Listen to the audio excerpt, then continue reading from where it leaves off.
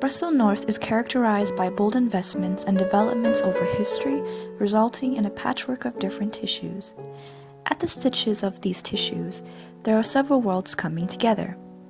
This is visible in the changing of different built tissues like the underprivileged residential area, the high-rise Manhattan tissue, etc. There's also an invisible line and contrast between social housing and high-rise buildings.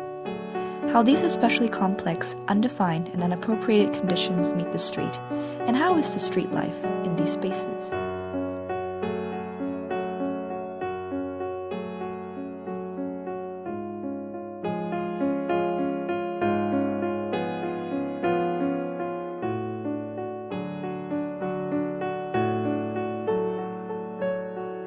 Walking along these in-between spaces, you can see these skyscrapers that are up to 100 meters or even higher. People working inside of these high-rise towers might be working in all sorts of fascinating stuff, but we cannot see it when we pass by. On the other side, there are rows of neighborhood-level houses. You are suddenly in this strange contrast situation. When you are walking through traditional neighborhoods, you can see the faces of people looking out of their windows. You can see people doing stuff through the windows in the eye level. When you are walking through the glassy skyscrapers, you can only see yourself through the facade. It's hidden city away, no activities, no shops, just buildings, glass. It made isolation perfect.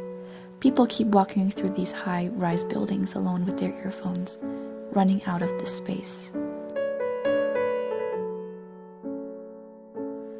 The old man was sitting in front of his house, watching the outside, but he cannot perceive what lies beyond the edge of the street, but only the skyscrapers like a wall.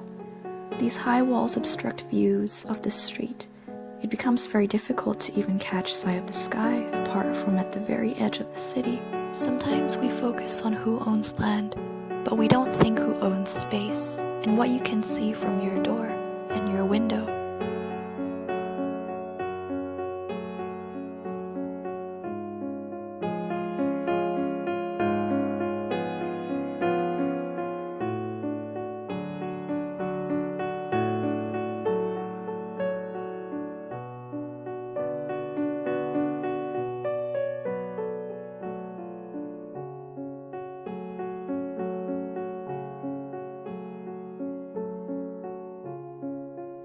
Streets can be social places where people encounter with their friends, chat with each other, even smoke together.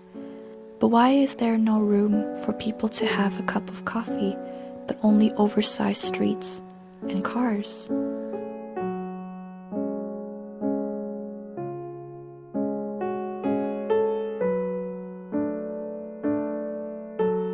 People need to cross two intersections to get to another road.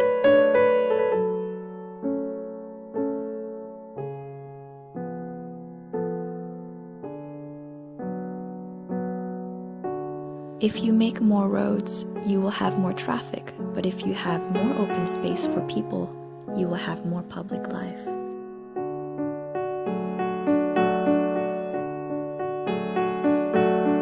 A woman sitting on the bench, lonely, a man walking alone in the streets, all create the place like a monotonous and isolated enclave.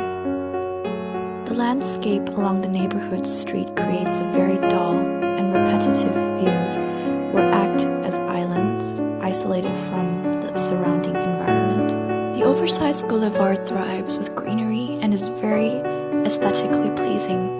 Many of its features make it more suitable as a functional walkway.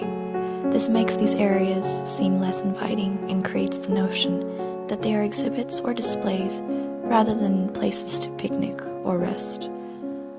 The design of the open space on Boulevard lacks variety, which coupled with the lack of activity leads to a relatively long and monotonous journey for pedestrians.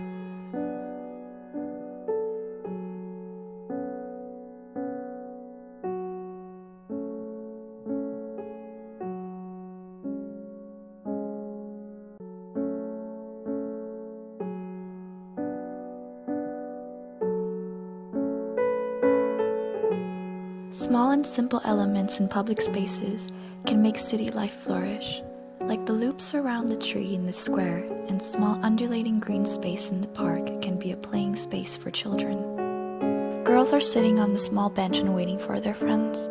They're embracing with each other, chatting, laughing. These small elements allow people to have the possibility to cross different layers of society. Different lifestyles coexist in the same place.